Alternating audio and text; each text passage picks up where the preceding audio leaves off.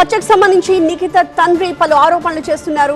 తన కూతుర్ని ఖచ్చితంగా అర్జున్ శర్మనే చంపాడు అని చెప్పి నిఖిత తండ్రి అంటున్నారు. అర్జున్ చాలా మంది దగ్గర అప్పులు తీసుకున్నాడు, అలాగే తన కూతురు దగ్గర కూడా అప్పు చేశాడని చెప్తున్నారు. ఆయన గతంలో వాళ్ళిద్దరూ రూమ్మేట్స్ గా కూడా ఉండేవారు. ఆ టైంలో నిఖిత దగ్గర అర్జున్ అప్పు చేశాడని నిఖిత తండ్రి చెప్తున్నారు. అయితే డబ్బు ఇచ్చేస్తాను రావాలి అంటూ అతను ఆమెని పిలిచాడని, ఆ టైంలోనే ఆమెపై దాడి చేసి చంపేశాడని నిఖిత తండ్రి చెప్తున్నారు.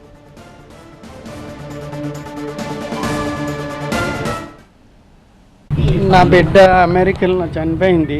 నా బిడ్డ బాడీ తొందరగా వేయాలని state government, central government Kishan Reddy గారిని, ఇక్కడ ఆంధ్ర తెలంగాణ ప్రభుత్వాన్ని కోరుకుంటున్నా.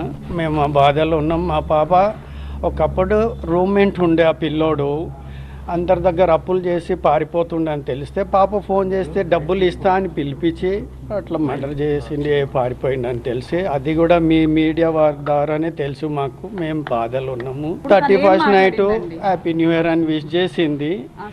అక్కడికి ఇక్కడికి నవర్స్ డిఫరెన్స్ ఏమో, ఆ తర్వాత అక్కడ పోయింది. అదే చివరిది అండి. చెప్పిందా అండి అర్జున్ ఇట్లా డబ్బులు తీసుకున్నాడు లేకపోతే? ఎప్పుడు ఏం చెప్పలేదు మా, ఏం డబ్బుల గురించి నా కూతురు ఏం చెప్పలేదు.